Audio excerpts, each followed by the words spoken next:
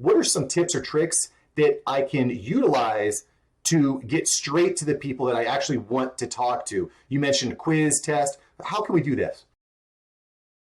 I'll tell you the very first and easiest way is at the bottom of the application, make it tricky to apply. Not like impossible, but when you apply, email this address, spell your name backwards, and say, "I'm your next assistant."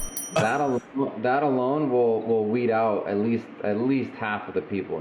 These are things I've been doing at the law firm for 10 years, almost 9.5, which has helped us amass such just an amazing team of people. And we took all these concepts and went big with it at the staffing company. I really like that idea a lot. Another thing that I've started implementing when I'm looking for a virtual assistant is I really like the idea of putting that at the bottom, creating some friction, creating some challenge. But one of the things that I like to do is recommend that they go to a Google form, fill out a Google form, and that'll populate my spreadsheet. And that's been a way of weeding out, 25% of the applicants. And that's been powerful for me. Another way another trend I've been noticing in this realm is video messages. So that's something that I ask for because I've definitely had virtual assistants in the past that are not comfortable with video, and the relationship just never feels the same. Is that a priority for you and your clients?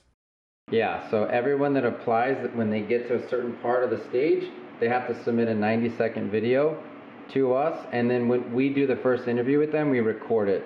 So if you were a client, Mark, we would send you a potential person you could hire through us, and it would have their 90-second video and their 5-minute interview. So you get a feel for their energy, if you're going to vibe with them, and then you decide to interview them if you're giving a final thumbs up or thumbs down. So we employ the same thing. The video is one of the coolest things, and I started that at the law firm a long time ago, but one of the coolest things we ever did, because you get to see before they walk in, like, oh, this person, like, no thanks, their energy is terrible, or like, wow, this person I could really see working here. Again, and you still haven't looked at a resume by then. Right. Like, don't look at the resume before you watch their video.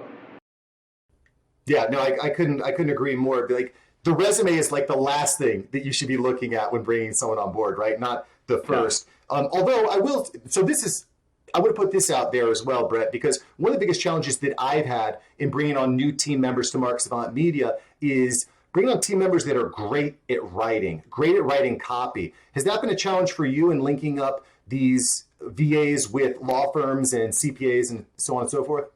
Yeah, so it's the hardest thing in the U.S. It's the hardest thing outside of the U.S. Like finding people who are good at writing is a challenge. I mean, I've got friends that are very educated that, no offense, like they can't write for shit, and so yes, that is probably the biggest challenge, but it's not impossible. Again, that's why you have to widen the net and really dig down and get people who, because they are out there, but especially when you're trying to find, actually, thank you, Mark, because I have a speech coming up next week in front of over 1,000 people who are our target market, and just talking about differentiators and stuff.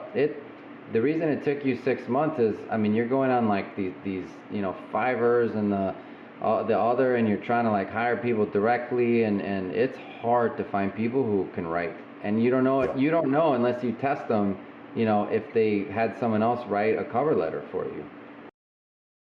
Yeah, absolutely. Or the problem is when you're going through these applications online, it's almost always a copy and pasted statement that they've written out and proofread and probably had edited. So the resume that you're looking at is not going to be a clear indication of how well they actually execute on copy and copywriting. So, I mean, to your point, it's challenged, but that's why going with a firm like Get Staffed Up can help to save you just, I can't tell you how many dozens of hours I've spent on onboarding. Thank you so much for watching. I'm glad you enjoyed this episode. I've got several other episodes right here for you. Smash one of these videos to make sure that you don't miss out on the tips, tools, and tactics of industry experts. Let's take that side hustle full time. Smash one of these links.